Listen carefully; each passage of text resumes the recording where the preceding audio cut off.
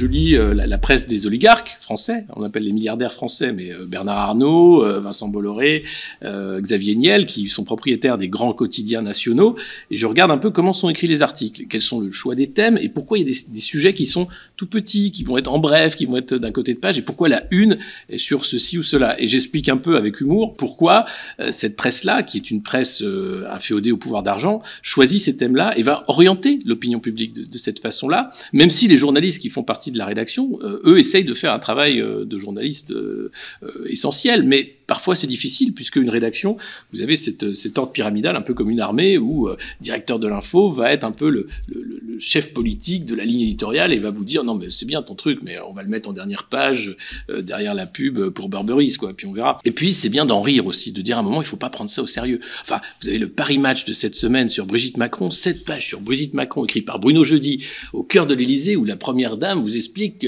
l'Élysée est un palais ouvert à tous. Alors pas ouvert en temps de Covid, attention, hein, parce que bon, il y avait les gestes barrières et tout, qu'elle s'habille en LVMH parce qu'elle adore le couturier principal et qu'elle adore aussi l'empereur de LVMH, Bernard Arnault. Bernard Arnault qui a quasiment acheté la marque Macron, hein, qui l'a créée, qui a fait en sorte que ce président soit un président subventionné par le premier oligarque de France, Bernard Arnault. Donc il faut être conscient de ça, il faut être conscient du pouvoir de ces gens d'argent qui jouent avec les médias justement pour orienter. Et il y en a un qui est d'ailleurs assez transparent, c'est Vincent Bolloré. C'est le seul qui dit, moi, vous savez, si j'achète les médias, c'est pas juste parce que ça m'intéresse, c'est parce que derrière, oui, je pense que c'est important de faire valoir certains points, mais c'est le seul à le dire ouvertement. Xavier Niel trouvera toujours une manière détournée de ne pas le dire, et Bernard Arnault également.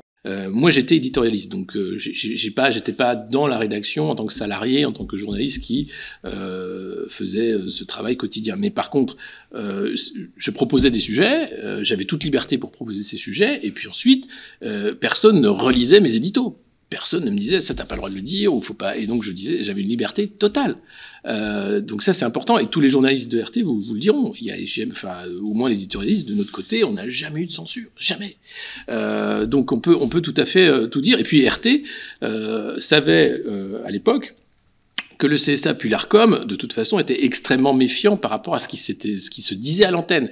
Donc, de toute façon, la rédaction, la direction était très consciente de ce risque-là. Donc, le travail journalistique sur RT était exceptionnel pour éviter d'avoir justement un mot plus haut que l'autre ou une fausse information à l'antenne. Parce qu'on n'allait pas le rater, quoi, en fait. Bah, c'est le premier incartade. Le premier incartade, la chaîne fermait. Donc, tout le monde en était conscient. Donc, il y avait une vraie ligne. Voilà, c'est une chaîne où toutes les voix étaient entendues. Vous aviez Bruno Megarban, hein, qui était à l'antenne souvent pour parler de la campagne de vaccination. Il n'y a jamais eu une ligne anti-vax. Alors après, vous pouviez dire, sur la gestion sanitaire, moi j'ai tiré à boulet rouge sur le pass sanitaire plus le pass vaccinal, parce que je pense que c'est une mesure dangereuse pour la démocratie et nos libertés.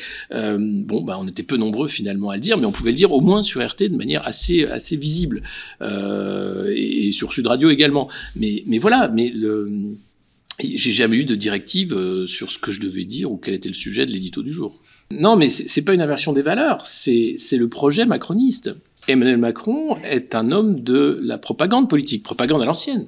Alors on appelle ça de la communication politique aujourd'hui, mais il faut lire le livre Propaganda d'Edouard Bernays pour comprendre ce que c'est aujourd'hui que la propagande. Enfin, anciennement la publicité, puis la communication politique, mais ça reste de la propagande. Donc tout ce qui est l'ADN du macronisme, j'aime pas ce terme l'ADN, mais la marque de fabrique, le projet macroniste, c'est la propagande et la censure. Je l'avais dit, à l'époque j'étais encore sur France Info, dès la prise de pouvoir d'Emmanuel Macron, quand j'avais vu la façon dont on avait traité le pool de journalistes de l'Élysée. On avait voulu les faire déménager de l'Élysée, puisque vous avez les correspondants de chaque média qui sont à l'Élysée pour traiter de ce qui s'y passe. On voulait les faire traverser la rue pour aller à l'hôtel de Marigny, juste en face. Et puis, il y avait eu ce contrôle de l'image où Emmanuel Macron, très vite, dès qu'il a été élu, empêchait le contre-champ. C'est-à-dire que les photos officielles, un photographe de Libé avait expliqué, moi, j'avais jamais vu ça. D'habitude, quand je faisais la photo du gouvernement, je me baladais où je voulais, je pouvais faire des photos assez sympas. Là, on m'a dit, t'as un carré rouge, tu te mets dedans, tu fais une photo et tu t'en vas. Et j'étais entouré de 15 communicants qui avaient 20-25 ans, qui étaient tous pour me surveiller, et bien sûr que je prenais cet angle-là et pas un autre. Pareil sur les meetings de l'AREM, où tout était, les images étaient vendues aux télé, il n'y avait pas finalement de pool de journalistes qui pouvaient prendre des photos ou des vidéos différentes. Donc ce contrôle de l'image, ce contrôle de l'information, il est 100% Macron.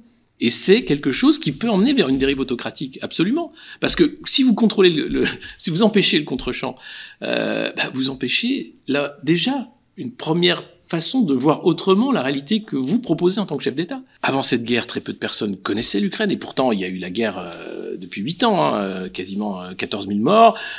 C'est quelque chose. Depuis 2014, on sait que l'Ukraine est un problème au cœur de l'Europe. On sait que on a 2 Ukraines, pas seulement une, et qu'on a aussi des velléités par rapport à Kiev et ce qu'était l'Empire russe auparavant. Donc on aurait pu résoudre ce problème. La volonté politique, quand on voit, d'ailleurs, pour censurer la Russie et faire la guerre à la Russie, la volonté politique est là. On saisit les navires des oligarques, on interdit les sportifs et les intellectuels, on est en train de blacklister la Russie de partout. Ça, donc on peut le faire. On aurait pu, dès 2014, mettre toute cette énergie politique à résoudre le problème ukrainien. C'est ce que demandait d'ailleurs Vladimir Poutine avec Minsk 2, c'est ce qu'avait fait François Hollande en essayant de faire ces accords. Ces accords n'ont pas été respectés, on en est là parce que les Occidentaux ont fait de la merde, excusez-moi du terme. Mais ils n'ont pas travaillé. Ils ont fait semblant, ils ont fait croire que oui, on serait d'accord sur à peu près ça, sauf que les bombardements continuaient dans le Donbass, sauf que la guerre continuait, les morts continuaient, mais on n'en parlait pas. Et puis après, aussi, si on ne veut pas comprendre le monde des non-alignés, c'est-à-dire ceux qui ne font pas allégeance au dollar, il faut voir comment le monde existe. C'est-à-dire que quand vous regardez les bombardements des Américains à Bagdad, ou en Libye, ou partout où ils sont arrivés, le nombre de morts civiles était cataclysmique. On parlait là de victimes collatérales de frappes chirurgicales, hein, guerre en Irak. On parlait d'enfants qui étaient brûlés à vif, on parle d'horreur, de crimes de guerre. C'est les États-Unis. C'est pour la démocratie, c'est pour la liberté. Mais quand vous êtes irakien, que vous avez perdu votre famille dans une frappe américaine, vous croyez que vous êtes aligné, que vous pensez que le dollar est génial et que les Américains ont vendu la liberté? Ils vous ont vendu le chaos, la misère, la mort. Et sauf que Madeleine Albright, qui était secrétaire aux affaires étrangères je crois que c'était Bush, senior, qui expliquait que oui, sur les milliers d'enfants morts, c'était le prix à payer pour la démocratie. Donc, du côté russe, qui fait une opération, et là, je suis pas payé par Vladimir Poutine, la chaîne est fermée, et j'ai jamais rencontré Poutine, et j'ai jamais fait de propagande pour Poutine. Et je pense qu'il a fait une erreur en envahissant l'Ukraine, parce qu'il y a un calcul des forces en présence qui est pas forcément le bon.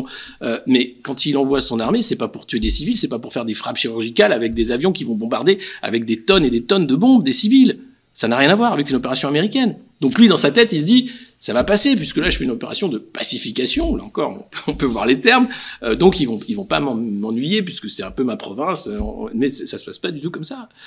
Et là, la façon dont le monde réagit, et c'est normal à l'agression d'une nation souveraine, ok, mais je trouve qu'il y a un retour du maccarthisme, de la russophobie qui tombe là-dedans, sans vouloir voir les horreurs qu'ont pu commettre les Américains lors des guerres précédentes. Moi, ça m'écœure.